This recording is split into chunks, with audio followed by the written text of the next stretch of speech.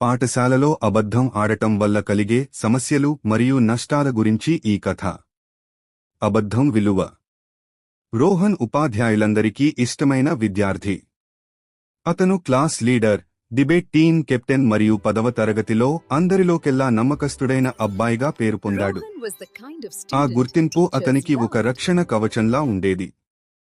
తాను మంచి పిల్లాడిని అనే పేరు ఉన్నంతవరకు తనను ఎవరూ ఏమీ అనలేరు అనుకునేవాడు. కాని వార్షిక సైన్స్ ఎగ్జిబిషన్కు 3 వారాల ముందు అసలు సమస్య మొదలైంది. రోహన్ లియామ్ అనే ఒక నిశ్శబ్ద, కష్టపడి చదివే విద్యార్థితో జతకట్టాడు. లియామ్ పేద విద్యార్థి. వచ్చే ఏడాది చదువుకోవడానికి అతనికి స్కాలర్షిప్ రావాలంటే ఈ ఎగ్జిబిషన్లో గెలవడం చాలా ముఖ్యం. వారి ప్రాజెక్ట్ నీటిపారుదల వ్యవస్థ, ఇంగ్లీష్లో ఇరిగేషన్ సిస్టమ్. ప్రయోగాలు చేసి, డేటా సేకరించి, ప్రాజెక్ట్ రిపోర్ట్ రాయడం రోహన్ పని. మోడల్ తయారు చేయడం లియామ్ పని. రోహన్ నిజంగానే పని చేద్దామనుకున్నాడు. కాని క్రికెట్ టోర్నమెంట్లు, డిబేట్ పోటీల వల్ల సమయం వృధా చేశాడు. గడువుకి 3 రోజుల ముందు చూస్తే అతను ఇంకా ఒక్క ముక్క కూడా రాయలేదని అర్థమైంది. శుక్రవారం ఉదయం వారి సైన్స్ టీచర్ మిసెస్ గుప్తా వచ్చి, రోహన్, డేటా సిద్ధంగా ఉందా? లియామ్ మోడల్ పూర్తి చేశాడు, దానికి నీ డేటా కావాలి అని అడిగారు. రోహన్ గుండె వేగంగా కొట్టుకుంది.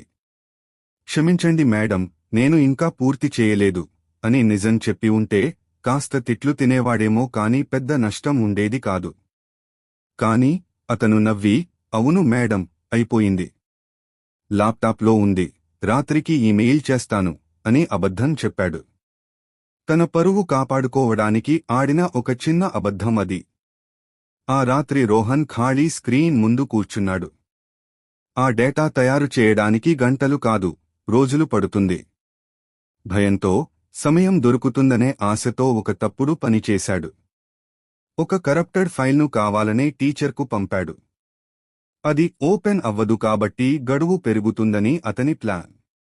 మరుసటి రోజు టీచర్, రోహన్, ఫైల్ ఓపెన్ అవ్వడం లేదు అని చెప్పారు. అయ్యో, అవునా? నా హార్డ్ డిస్క్ పాడైంది మేడం. సోమవారం ప్రింట్ తీసి తెస్తాను అని మళ్లీ నటించాడు.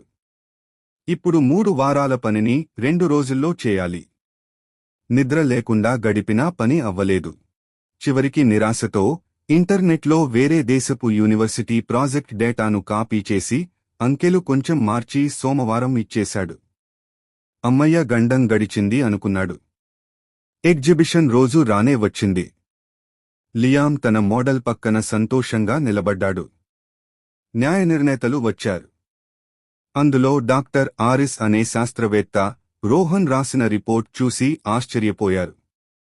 ఈ డేటా చాలా అద్భుతంగా ఉంది అని డాక్టర్ ఆరిస్ అన్నారు. ముఖ్యంగా ఈ మట్టిలో తేమ శాతం 85% ఉంది. కాని మీరు ఢిల్లీలోని మట్టిని వాడామని రాశారు. ఈ రకమైన ఎర్ర మట్టి కేవలం దక్షిణ భారతదేశంలోనే దొరుకుతుంది కదా అని ప్రశ్నించారు. అందరూ షాక్ అయ్యారు. లియామ్ అయోమయంగా రోహన్ వైపు చూస్తూ, రోహన్, నేను ఇచ్చిన మట్టి కాకుండా వేరేది వాడావా అని అడిగాడు. రోహన్ కాపీ కొట్టిన డేటా బెంగళూరుకు చెందినది కాబట్టి ఆ మట్టి వివరాలు అందులో ఉన్నాయి. నేను లేబుల్ తప్పుగా వేసి ఉంటాను అని రోహన్ నసుగుతూ చెప్పాడు. డాక్టర్ ఆరిస్ తన ఫోన్ తీసి, నిజానికి ఈ గ్రాఫ్ ప్యాటర్న్ నాకు గుర్తుంది. ఇది గత సంవత్సరం మైసూర్ యూనివర్సిటీ వాళ్లు ప్రచురించిన పేపర్. నేను దాన్ని స్వయంగా పరిశీలించాను అని అసలు విషయం బయటపెట్టారు. గదిలో భయంకరమైన నిశ్శబ్దం ఆవరించింది. అబద్ధం వల్ల కలిగిన నష్టాలు రోహన్ ఊహించిన దానికంటే దారుణంగా ఉన్నాయి. నమ్మకం పోయింది. కాపీ కొట్టినందుకు వారి ప్రాజెక్ట్ను వెంటనే పోటీ నుండి తొలగించారు. టీచర్ మిసెస్ గుప్తా అరవలేదు, కాని ఆమె కళ్లలో కనిపించిన నిరాశ రోహన్ను కృంగదీసింది. నమ్మకస్తుడు అనే పేరు క్షణాల్లో పోయింది. అవకాశాలు పోయాయి. స్కూల్ వాళ్లు అతన్ని క్లాస్ లీడర్ పదవి నుంచి, డిబేట్ టీం నుంచి తొలగించారు. వేటిని కాపాడుకోవడానికి అబద్ధం చెప్పాడో, అబద్ధం వల్ల అవే పోయాయి. అతి పెద్ద నష్టం. అందరూ వెళ్లిపోతుండగా లియామ్ ఏడుస్తూ రోహన్ వైపు చూశాడు. నన్ను క్షమించు లియామ్, నాకు సమయం సరిపోలేదు అని రోహన్ అన్నాడు. దానికి లియామ్, నాకు ఈ స్కాలర్షిప్ చాలా అవసరం రోహన్. మా నాన్నగారు వచ్చే టర్మ్ ఫీజు కట్టలేరు. నా భవిష్యత్తు కోసం నిన్ను నమ్మాను అన్నాడు. రోహన్ను Did you hear school what he నుంచి did? పంపించలేదు కాని అక్కడ పరిస్థితి They say మారిపోయింది. he's a total liar. అతను కారిడార్లో నడుస్తుంటే అందరూ అతన్ని ఒక అబద్ధాల కోరు లాగా చూసేవారు. నిజం బరువుగా ఉంటుంది, కానీ అది ధైర్యాన్ని ఇస్తుంది. అబద్ధం తేలికగా ఉంటుంది, కానీ అది ఒక అప్పు లాంటిది. ఎప్పటికైనా దాన్ని వడ్డీతో సహా చెల్లించుకోవాల్సిందే అని రోహన్ అర్థం చేసుకున్నాడు. ఒకసారి పోగొట్టుకున్న నమ్మకాన్ని తిరిగి సంపాదించడానికి రోహన్కు చాలా ఏళ్లు పట్టింది.